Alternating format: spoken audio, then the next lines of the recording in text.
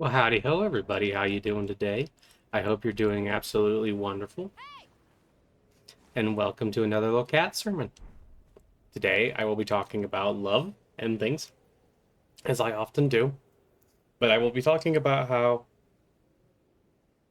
we should share and embrace love amongst each other, and also remember that Ma Kali's love, God's love, flows in all things. And what we should do is try to overlook the difficulties we have with other people and embrace the love we should have for one another. Okie dokie artichoke. But for right now, we're going to start with a little prayer. Do, do, do, do, do. All right. Oh, sweet divine mother, please guide us. Guide us so that we may embrace love in all of its forms.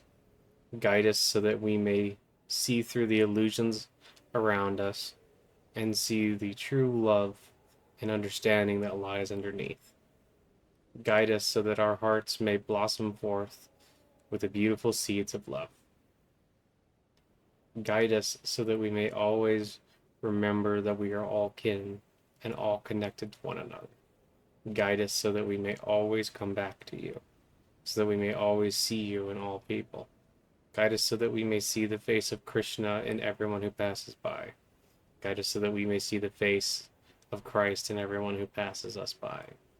Guide us so that we may always come back and always remember you and remember your love for us and all creatures. Thank you, Ma Kali, for everything you have given us. Please guide me. Please guide us. Please guide the whole world. Let us be an instrument and a tool for your love to be worked upon the world. Om Krim Mahakalikayi Namaha. Excellent. So, something that's very interesting to me is that sometimes, oops, sorry, controller and thingy got connected there, or got tangled a little bit there. We are creatures who can intellectually understand things, but not necessarily always act on those things. Like intellectually, we might understand that somebody loves us, or that we love somebody, but they can annoy us, and in that little present moment, we can be upset and be going, "Oh well, how dare you do whatever you did to upset them," or vice versa. But the truth is that the love and presence of God is always there. God is ever present within our lives. Even though we sometimes forget it, and sometimes we forget about the tremendous love and the wonders of God that are all around us, and the wonderful gifts that God presents to presents presents to us at all times. We sometimes forget.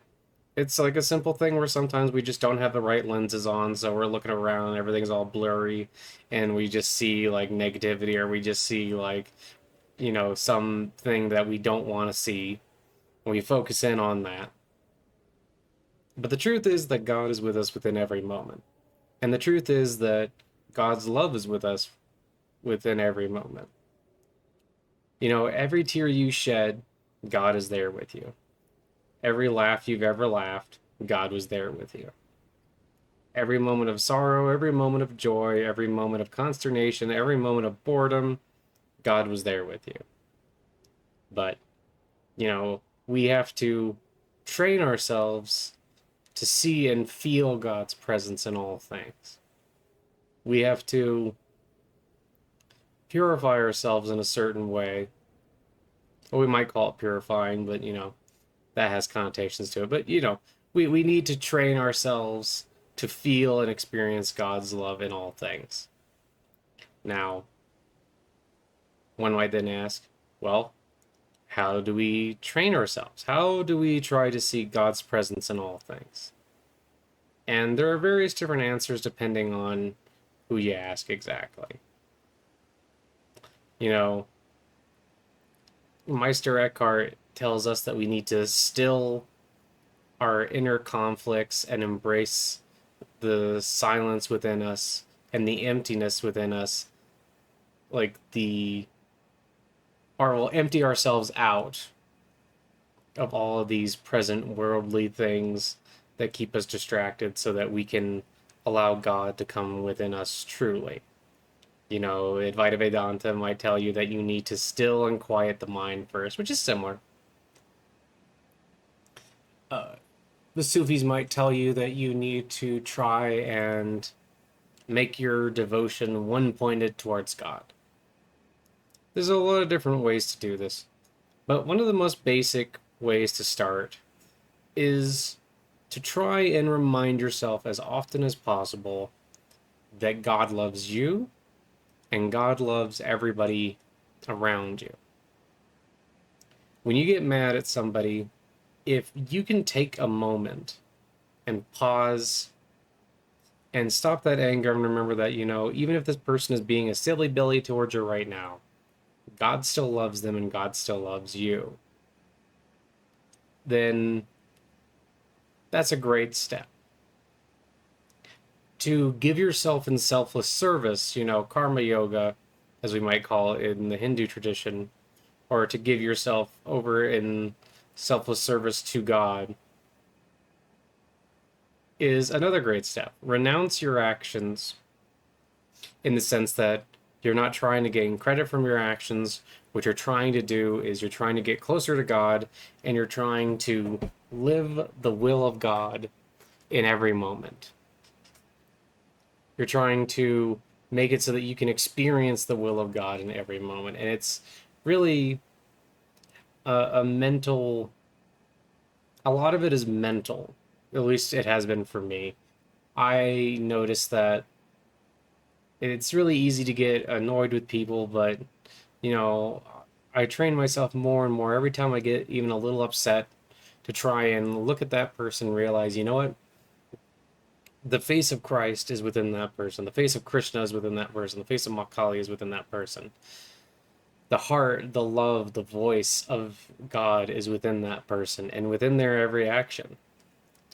Even the actions that seem cruel or we don't understand. And that there is the presence of God in all things. Whether it's in this peaceful moment or even something as crazy as being on a battlefield, there is always the presence and love of God. I train myself through meditation and prayer to try and recognize as much as I possibly can the full extent of God's love and mercy. And I'm not going to say I'm always perfect at it. I'm not going to say I never get upset and never think silly thoughts like, oh man, if this person would just get out of my way, or, you know, something like that. But it gets easier and it gets better and purer the longer you really devote yourself to it. And the thing I've found is that really devoting myself to the love of God and to the understanding of God and to like trying to contemplate God is just, it's just enriched my life ever so much. And you know, when you first start out, it can be difficult. You'll have long periods where you'll just be kind of doing your own thing, and then you'll go, hey, oh, hey, I'm forgetting about the presence of God. You know, start to remind yourself. And you know, the wonderful thing, though, is that uh, God is merciful and understanding, and is not blaming you when you forget. And if you work on it and really put your time and your effort into bringing your mind back to God and bringing your mind back to uh, the source of all things and bringing your mind back to the all that ultimate love that permeates all things, you'll find that it just gets easier and easier. And sometimes you'll get a little bit of a stumbling block. But hey, I want you to know that the cat is always rooting for you, and God's always rooting for you. And you know, it's like God. I always love this um, example, but like you know, God is like our divine mother. So you know, when we're sitting there and we're just playing with our toys and content with our toys and the things of the world, you know, God lets us play. But when we cry out for Mother, when we cry out for God and all of her manifolds, in all of her manifold forms, when we cry out for Christ, when we cry out for Allah, and when we truly mean it, when we really mean it, and when we approach God with tears in our eyes and just want to get close to God and really feel that desire, God comes running and she'll pick us up and gives a big old hug. And she's always there and she's always listening.